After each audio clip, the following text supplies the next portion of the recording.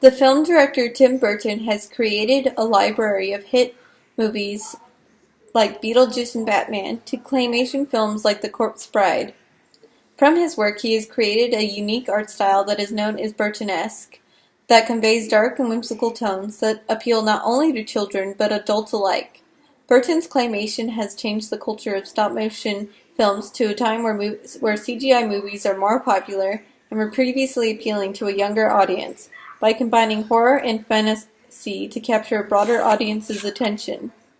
Through his style, his claymation influenced directors in other cinema fields to create claymation such as his own. At a young age, Burton was infatuated by horror films, many of which featured his favorite villain, Vincent Price. Tim Burton's film career started when he began working at Walt Disney Studios, after he graduated from Cal Arts, where he majored in animation. He worked as an animator's apprentice on the film The Fox and the Hound before learning that his art style clashed with Disney's family-friendly ideas. His career began to dwindle in only his first year, until Disney allowed him to create his own short film, Vincent, in 1982. Vincent is a short film shot in black and white which exaggerates characters and set. That set featured slanted walls to cast abstract shadows. Around the same time he began directing live-action movies such as Pee-wee's Big Adventure and Beetlejuice, both becoming instant hits. His film brought together a unique visual style that combined 19th and 20th century European art aesthetics that mainly focused on freaks and loners. While these types of films are typically being avoided by Hollywood, Burton's whimsical, nightmarish Gothic art style appealed to millions, leading to many of his creations becoming cult classics. Tim Burton's style is most effectively portrayed in claymation, which is a form of stop-motion animation that uses plasticine, which is a soft, moldable clay. Clay allows Burton to complete control over movement of figures and color palette of the set, contributing to overall mood of the film. The clay figures are placed on a handcrafted set where each action of the characters can be piloted by Burton, directly taking the audience into his imaginary world. The first use of claymation was used in the film The Sculptor's Nightmare, that were created in 1908. The claymation in these films were used as special effects, as it could show or express an illusion that could not be done using live-action filming. Early claymation films would take up slots on TV channels' early morning cartoon blocks. When making a claymation movie, 2 or more animators are on set, moving and placing clay figures, slightly moving different parts of the figures to convey such things as facial expressions. A camera or a video camera are set to capture 1 to 2 frames of a scene before animators move and adjust the figures again.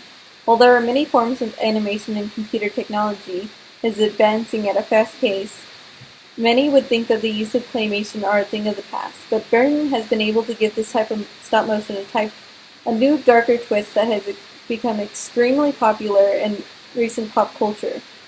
Burton's claymation films are dark and creepy due to Burton's film-containing macabre that is meant to include subjects of death, gruesome themes.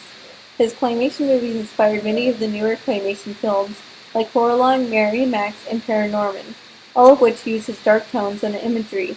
In the movie A Corpse Bride, a new technique was used where a mechanical frame was inserted into the clay puppets. This automatic skeleton would make it easier for animators to adjust facial expressions and control the slight movement of the head and the arms. The movie is based on a Gothic tale called The Dead Bride's Legend, where a boy and his friend are on a trip to see his bride-to-be. When they come upon a stick shaped like a finger, the boy begins to practice proposing to it when a corpse appears and demands that the marriage be official. The film uses macabre and dark colors with a shade of blue throughout the movie. Burton's gloomy, dark, comic, morbid style has been compared to Gothic literature and paintings, as well as German Expressionism. Burton is most inspired by the author Edgar Allan Poe and Dr. Seuss, as Burton admires them for their stories and their complex words to convey funny yet dark subject matters. Burtonesque is a way for Tim Burton to represent his vision of the world through simplicity and clarity. Burton expresses this thought with drawings that portray the Disney company as dehumanizing system that crushes their employers' dreams and any sense of individuality. While this is an animator, Disney Studios While at Disney Studios, Burton came face to face with the cruel reality that animation had to offer. Burton recalls his time as he was being strapped to a table all day and having to draw, getting ready to leave and feeling out of place as his style was completely different from Disney's norm. He was given the opportunity to direct Vincent.